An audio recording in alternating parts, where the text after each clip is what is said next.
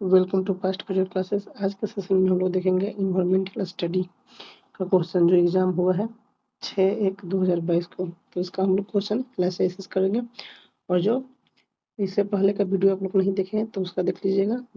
CDP और mathematics का question डाला हुआ है, प्लेलिस्ट में बनाया गया है, तो उसमें जाकर के आप लोग देख लीजिएगा।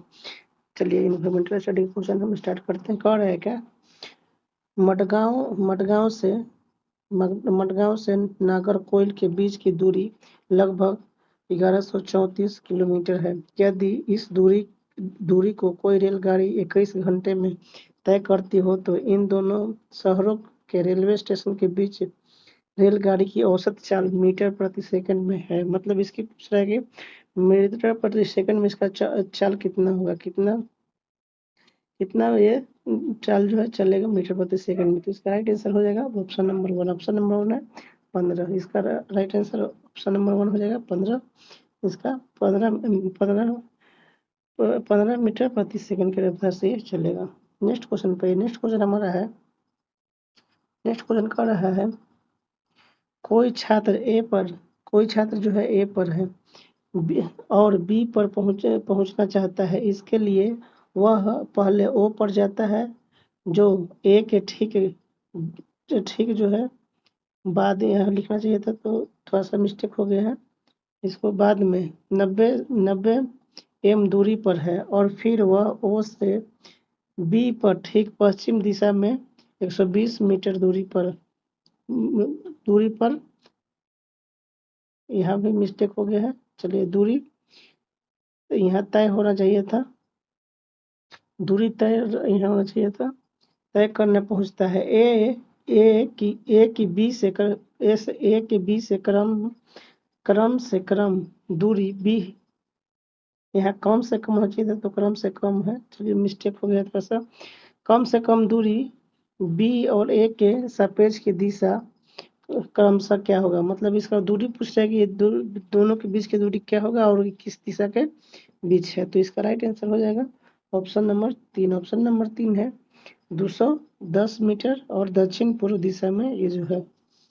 नेक्स्ट क्वेश्चन पे, नेक्स्ट क्वेश्चन हमारा है, क्वेश्चन जो है एग्जाम में रिपीट होते रहता है, तो आप लोग क्वेश्चन को अच्छा से देखिए, 2-3 बार जो है रिवीजन करिए, ताकि क्वेश्चन आपको एग्जाम में छूटे न पाए। इस तरह का क्वेश्चन रिपीट होते रहता है। चलिए नेक्स्ट क्वेश्चन है, निम्नलिखित में से स्लॉथ के बारे में सही कथन चुनिए। स्लॉथ के बारे में चुनना है कौन सा सही कथन है, तो इसका राइट आंसर हो जाएगा ऑप्शन नंबर 1। ऑप्शन नंबर 1 कह रहा है क्या, स्लॉथ जो है लगभग 40 वर्ष जीता है। इसका जो जीवन काल है 40 वर्ष जीता है, और दिन में लगभग 17 घंटे वृक्ष की शाखा पर उल्टे सिर लटक कर मस्ती से सोता है। मतलब ये जो है 17 घंटा सोते रहता है, ये बहुत आलसी जानवर है और 17 घंटा सोता है। और इसके बारे में कहा जाता है कि हफ्ता में एक दिन जो है पेड़ से नीचे उतरता है सोच के लिए, मतलब अपना मलमूत्र त्यागने के लिए एक बार उतरता है हफ्ता में एक दिन, फिर वो अपने पेड़ पे चढ़ जाता है। तो ये स्लॉथ के बारे में ये हमारा राइट आंसर ऑप्शन नंबर 1 हो जाएगा। नेक्स्ट क्वेश्चन पे, नेक्स्ट क्वेश्चन हमारा है, नेक्स्ट क्वेश्चन कह रहा है क्या, सर्दियों में ऊनी वस्त्र हमें गर्म रखते हैं। सर्दी का जब मौसम, ठंडा का जब मौसम आता है तो ऊनी वस्त्र गर्म रखते हैं। ऊन के उष्मारोधी होने का कारण क्या है। मतलब ये उष्मारोधी मतलब ये गर्म क्यों होता है, इसका कारण पूछ रहा है। इसका राइट आंसर हो जाएगा ऑप्शन नंबर 2। ऑप्शन नंबर 2 कह रहा है ऊनी रेशा के बीच वायु फंसी मतलब ट्रैप होती है, एवं वायु उष्मारोधी होता है। मतलब जो इसका बनावट होता है ऊनी कपड़ा का, ये जो है एकदम बहुत नजदीक होता है, एकदम महीन ऊनी रेशम ऊनी से तैयार किया जाता है। तो इसमें जो है हवा पास न करे, इसलिए जो इसका जो है इसमें गर्मी थोड़ा उष्मा इसमें उष्मा मतलब गर्माहट महसूस करता रहता है। चलिए नेक्स्ट क्वेश्चन पर, नेक्स्ट क्वेश्चन हमारा है 65 नंबर क्वेश्चन कह रहा है क्या, नेक्स्ट क्वेश्चन है, नेक्स्ट क्वेश्चन क्या कह रहा है, कक्षा, चलिए नेक्स्ट क्वेश्चन हमारा आ गया है, एक सेकेंड। चलिए कह रहा है कक्षा 5 की पाठ्य पुस्तक, कक्षा जो है 5 की पाठ्य पुस्तक के बारे में बात हो रहा है। कक्षा 5 की पाठ्य पुस्तक के छपे गोलकोंडा गोलकोंडा किले के मानचित्र में 1 सेंटीमीटर जमीन पर 110 मीटर की दूरी को दर्शाता है।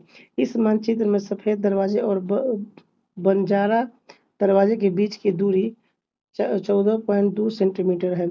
जमीन पर इन दोनों दरवाजों के बीच कम से कम जो है दूरी होगी। मतलब इन दोनों के बीच की दूरी कितनी होगी ये पूछ रहा है, कम से कम कितनी दूरी होगी। तो इसका राइट आंसर हो जाएगा ऑप्शन नंबर 3। ऑप्शन नंबर 3 है 1.562 किलोमीटर, मतलब इसकी दूरी हो जाएगी।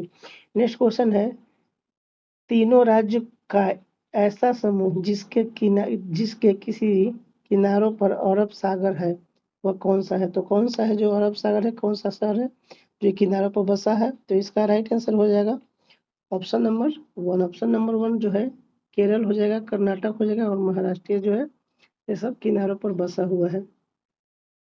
नेक्स्ट क्वेश्चन हमारा है, नेक्स्ट क्वेश्चन कह रहा है क्या, एक एक एक ऐसा नाच है जिसमें जमीन पर बांस की ठंडी लेकर दो लोगों की जोड़ी आमने सामने बैठती है। ढोल की ताल पर डंडियों को जमीन पर पीटते हैं तथा ताल के अनुसार डंडियों को बीच लोग एक एक कतार में खड़े होकर कूदते हैं और नाचते हैं।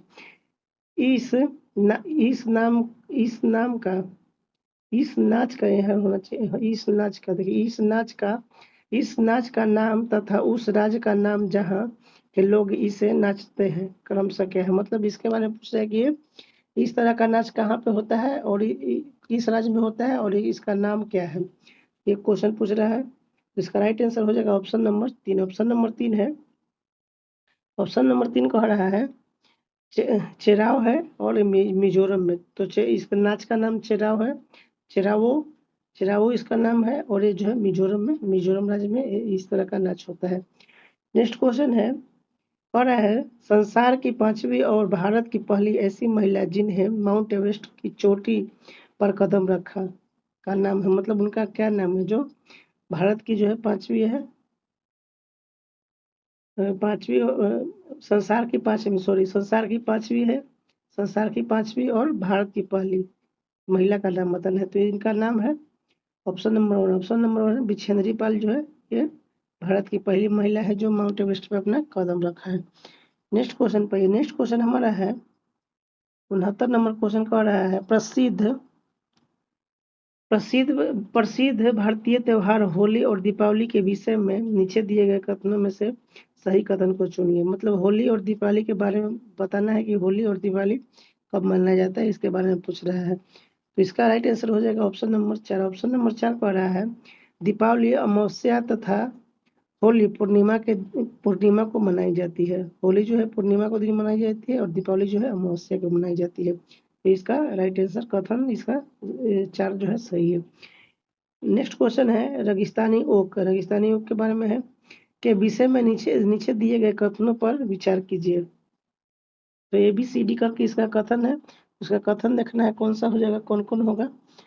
तो इसका कथन में देखिए इसका हो जाएगा रेगिस्तानी ओक के बारे में ऑप्शन नंबर 1 जो है, ऑप्शन नंबर 1 इसका राइट आंसर हो जाएगा। 1 में और है कौन कौन, A, C और D। तो ACD के बारे में देखिए A, C और D, तो CD यहाँ है और A के बारे में देखते हैं क्या कह रहा है। A रेगिस्तानी ओक के बारे में A कह रहा है यह वृक्ष लगभग किसी समान कक्षा के कमरे की दीवारों की ऊंचाई तक बढ़ता है।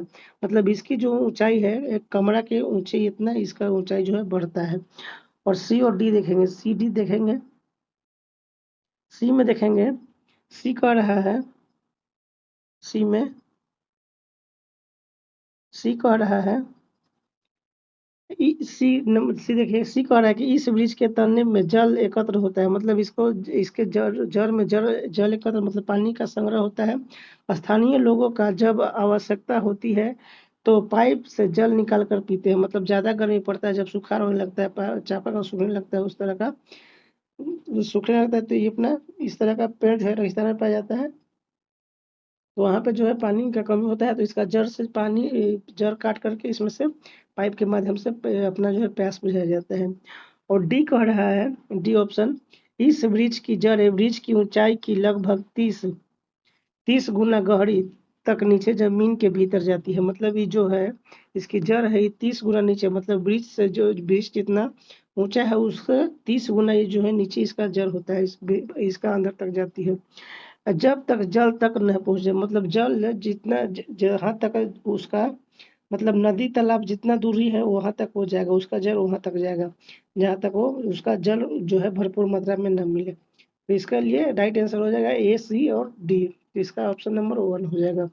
नेक्स्ट क्वेश्चन पे आइए। नेक्स्ट क्वेश्चन हमारा है, नेक्स्ट क्वेश्चन कह रहा है, हमारे देश में ऐसे गांव हैं जहां जहां के ग्रामवासी अत्यधिक वर्षा होने के कारण अपने घर को बांस के खंभों पर जमीन से 10 से 12 फीट, 10 से 12 फीट क्या है, 10 से 12 फीट, मीटर में पूछेगा तो 3 से 3.5 मीटर, और फीट में 10 से 12 फीट ऊंचाई पर बनाते हैं। मतलब बारिश का मौसम आता है तो उसको वहाँ का घर जो है 10 से 12 फीट ऊंचाई पर बनाते हैं।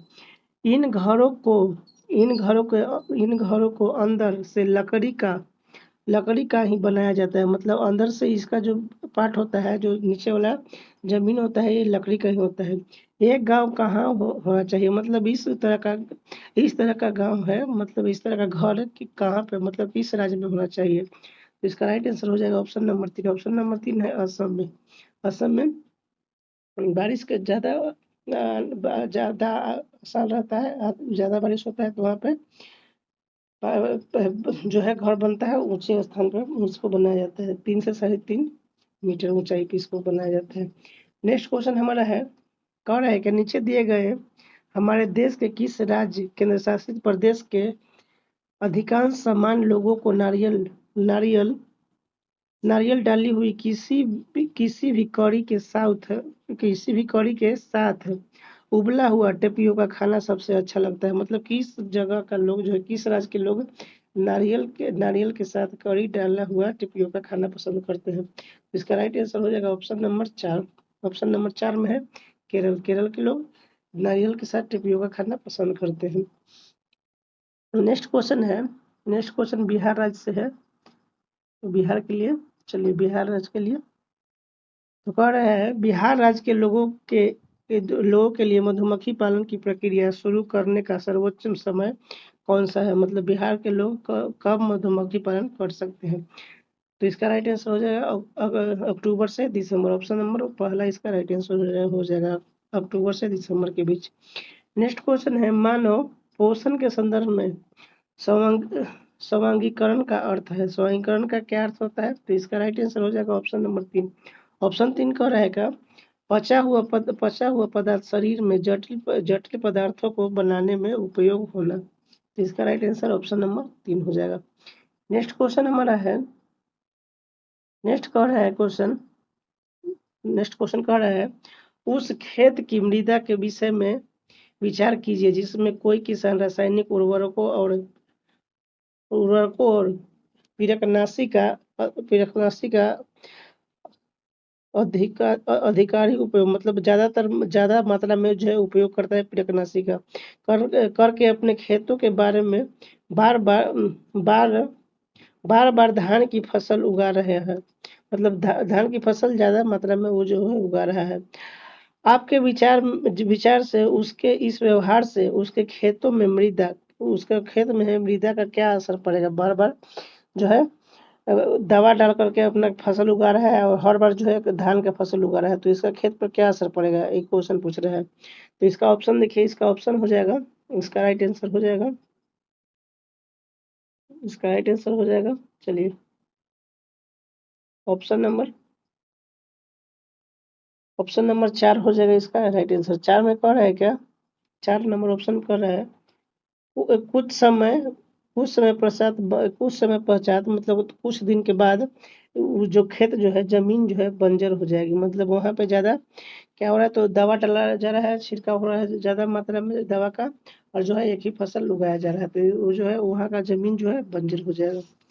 नेक्स्ट क्वेश्चन है, पर्यावरण अध्ययन में गृह अधिवंश का उद्देश्य है। मतलब इसका उद्देश्य क्या है। तो इसका राइट आंसर हो जाएगा ऑप्शन नंबर 4। ऑप्शन नंबर 4 है सीखने का विस्तार। तो इसका राइट आंसर ऑप्शन नंबर 4 हो जाएगा। नेक्स्ट क्वेश्चन है शीला शीला के बारे में क्वेश्चन है। चलिए, शीला ने कक्षा 3 के विद्यार्थियों को पढ़ाने के लिए उप उप उपप्रकरण उपप्रकरण पशु लिया। मतलब कोई ये जो है पशु के बारे में इस पशु के बारे में बताना चाह रहे हैं। ये पशु को अपना जो है ये हेडिंग डाले हैं। चलिए, कर रहा है पशु लिए निम्न में से कौन से प्रकरण उसके उनके अधिगम के विस्तार के लिए लाभकारी होगा। मतलब किस तरह का वो जो है उनके बारे में लाभकारी होगा किस तरह। तो इसका राइट आंसर हो जाएगा ऑप्शन नंबर 3। ऑप्शन नंबर 3 है प्राणी उद्यान में पशुओं जानवरों को देखना। तो इसका राइट आंसर ऑप्शन नंबर 3 हो जाएगा।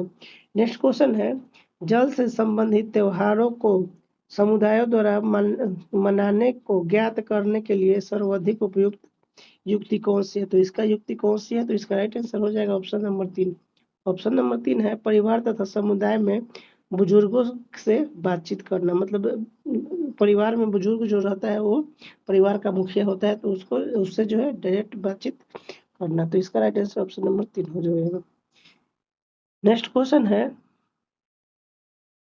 हमारा कह रहा है क्या कक्षा 1 तथा 2 में पर्यावरण अध्ययन की कोई पाठ्य पुस्तक क्यों नहीं है। मतलब कक्षा 1 और 2 में पर्यावरण की पाठ्य पुस्तक को क्यों नहीं शामिल किया गया है। तो इसका राइट आंसर हो जाएगा ऑप्शन नंबर 3। ऑप्शन 3 है पर्यावरण अध्ययन से संबंधित संकल्पनाएं और कौशल भाषा तथा गणित के द्वारा सिखाए जाते हैं। मतलब ये जो है पर्यावरण को जोड़ दिया गया है गणित के माध्यम से। तो 1 और 2 क्लास में इसमें है जोड़ा गया है गणित के क्वेश्चन में। तो इससे ही काम चल जा रहा है। चलिए, नेक्स्ट क्वेश्चन है 80 नंबर क्वेश्चन कह रहा है क्या कह रहा है निम्न में से कौन सा सामाजिक संस्कृति वातावरण का उदाहरण है। तो कौन सा ये उदाहरण है। इसका राइट आंसर हो जाएगा ऑप्शन नंबर 4। ऑप्शन नंबर 4 है समुदाय। इसका राइट आंसर हो जाएगा। नेक्स्ट क्वेश्चन है पर्यावरण अध्ययन की संकल्पना को प्राथमिक स्तर पर प्रस्तुत करने का उपागम ऐसा है कि विद्यार्थी को भोजन आगे देखिएगा और है क्या विद्यार्थी को भोजन आश्रय इत्यादि के विषय में ज्ञात करने के लिए अपने परिवार और समुदाय के सदस्यों में परामर्श लेना पड़ता है। इसका कारण क्या है। इसका कारण पूछ रहा है। इसका कारण क्या हो जाएगा। इसका कारण जो है ऑप्शन नंबर 3 हो जाएगा। ऑप्शन नंबर 3 कह रहा है ऑप्शन नंबर 3 अधिगम का प्राथमिक स्रोत विद्यार्थियों की सामाजिक संस्कृति पृष्ठभूमि है। इसका राइट आंसर ऑप्शन नंबर 3 हो जाएगा। नेक्स्ट क्वेश्चन पाइए। नेक्स्ट क्वेश्चन में कर रहा है संज्ञानात्मक बाधित विद्यार्थियों को पर्यावरण अध्ययन पढ़ाने की कौन सी युक्ति सर्वाधिक उपयुक्त है। मतलब कौन सा तरीका जो है सबसे महत्वपूर्ण है ये विद्यार्थी को पर्यावरण अध्ययन पढ़ाने के लिए। तो इसका राइट आंसर हो जाएगा ऑप्शन नंबर 3। ऑप्शन नंबर 3 कर रहा है कार्यों को भागों में बांटे और पृथक रूप से भागों को पूरा करें। मतलब पृथक मतलब अलग तरीका से उसको जो है पूरा करें। इसका राइट आंसर ऑप्शन नंबर 3 हो जाएगा। नेक्स्ट क्वेश्चन है पाठ योजना में ईवीएस मतलब इन्वायरमेंटल स्टडी ईवीएस की विषय वस्तु के विश्लेषण हेतु निम्न में से कौन सा आवश्यक चरण है। तो कौन सा आवश्यक चरण है। तो इसका राइट आंसर हो जाएगा ऑप्शन नंबर 4। ऑप्शन नंबर 4 कह रहा है क्या ऑप्शन नंबर 4 संकल्पना मानचित्र बनाना। तो ये इसका राइट आंसर हो जाएगा। नेक्स्ट क्वेश्चन है सतत एवं समग्र मूल्यांकन में समग्र शब्द संबंधित है। तो समग्र शब्द किससे संबंधित। इसका राइट आंसर हो जाएगा ऑप्शन नंबर 3। ऑप्शन नंबर 3 है समग्र विकास से। समग्र मतलब पूरा डेवलपमेंट मतलब ऑल डेवलपमेंट। समग्र मतलब जितना भी स्टूडेंट है बच्चा है सबको विकास करना डेवलपमेंट करना। नेक्स्ट क्वेश्चन है पर्यावरण अध्ययन के सीखने के आकलन का एक उदाहरण कौन सा है। तो इसका उदाहरण पूछ रहा है कौन सा है पर्यावरण। इसका राइट आंसर हो जाएगा ऑप्शन नंबर 1। कह रहा है क्या पत्रक के द्वारा विद्यार्थियों को भारत के मानचित्र या भारत के तटीय राज्यों को खोजना। तो इसका राइट आंसर ऑप्शन नंबर 1 हो जाएगा। नेक्स्ट क्वेश्चन कह रहा है क्या पर्यावरण अध्ययन एनईपी 2020 के अनुसार पूछ रहा है मैं अनुभवात्मक अनुभवात्मक सीखने में वृद्धि के लिए शिक्षा शास्त्रीय अभ्यासों का चुनाव कीजिए। मतलब इस तरह का एनईपी में दिया गया है उसका अभ्यास का चुनाव करना है। इसमें ABCD करके इसका ऑप्शन दिया गया है। देखिए कौन सा इसका राइट आंसर हो जाएगा। ऑप्शन नंबर देखिए कौन कौन होगा। तो इसका राइट आंसर हो जाएगा ऑप्शन नंबर 3 इसका बी और सी। तो BC देखिए कह रहा है क्या, यहीं पर है बी और सी। तो BC को थोड़ा सा देखते हैं, कह रहा है क्या BC में बी और सी। BC कह रहा है क्या, बी में कह रहा है पर्यावरण अध्ययन के शिक्षण में कला एवं एकीकरण करना। और सी में कह रहा है पर्यावरण अध्ययन के शिक्षण में कहानी कहते का एकीकरण करना। मतलब कहानी कहते मतलब कहानी जो कहता है बच्चे को उस कहानी के माध्यम से समझाते हैं, उनका एकीकरण करना। नेक्स्ट क्वेश्चन कह रहा है क्या, चलिए नेक्स्ट क्वेश्चन हमारा है 87 नंबर क्वेश्चन 87 नंबर का है एक प्राणी उद्यान में जाने पर पर्यावरण अध्ययन की शिक्षिका ने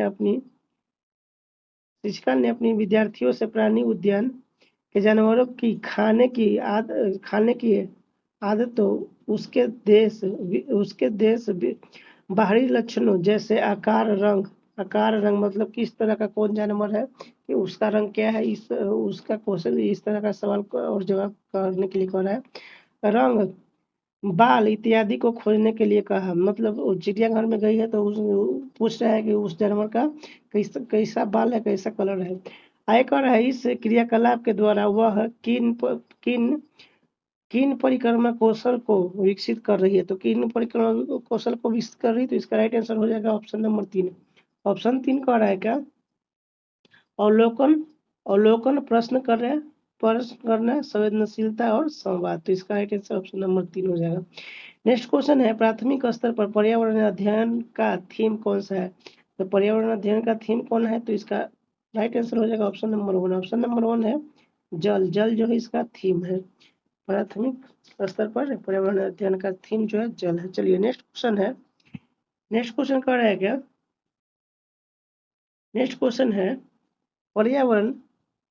पर्यावरण अध्ययन के आकलन में एक शिक्षक कौन से उच्च स्तरीय चिंतन वाले प्रश्न का चुनाव करेंगे। तो कौन सा करेंगे, तो इसका राइट आंसर हो जाएगा ऑप्शन नंबर 2। ऑप्शन नंबर 2 है क्या होगा यदि पृथ्वी पर पेट्रोल और डीजल न हो।